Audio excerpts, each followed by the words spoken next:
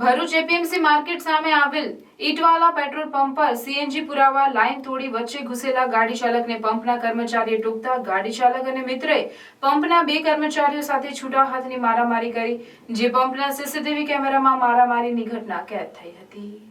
પ્રાપ્ત મળતી વિગતો મુજબ ભરૂચના એપીએમસી માર્કેટ સામે આવેલ પેટ્રોલ પંપમાં સીએનજી ફિલર તરીકે ફરજ બજાવતા અનીશભાઈ રસીદભાઈ પટેલ નોકરી પર હાજર હતા, ત્યારે એક મારુતિ ફ્રન્ટી 4વ્હીલર ગાડી GT06AH 5264 સીએનજી લાઇન તોડી વચ્ચે ઘૂસતા પંપના કર્મચારી અનિલભાઈએ તેમને ટોક્યા હતા, જેને લઈ ગાડી ચાલકે ઉશ્કેરાઈ જઈ "તું મને કહેવાવાળો કોણ? તું મને ઓળખે છે?" તેમ કહી માબેન સમાણી ગાંધી ગાળો બોલવા લાગતા ગાળો બોલવાની ના પાડતા ગાડી ચાલક અને સાથી મિત્રએ ઉશ્કેરાઈ જઈ ફરિયાદીને મોઢાના ભાગે ઢીકાવાટીનો માર મારવા લાગેલ, ત્યારે વચ્ચે બચાવવા પડેલ જાવેદ મુલતાનીને પણ માર મારતા હાથમાં ઈજા પહોંચી હતી। જોકે બૂમાબૂમ થતા પેટ્રોલ પંપના મેનેજર સહિત અન્ય કર્મચારીઓ વહેલી વચ્ચે પડી વધુ મારથી બંનેને બચાવી ઈજાગ્રસ્ત ફરિયાદી તેમજ સહકર્મીને સારવાર અર્થે ભરૂચની સિવિલ હોસ્પિટલમાં ખસેડવામાં આવ્યા હતા।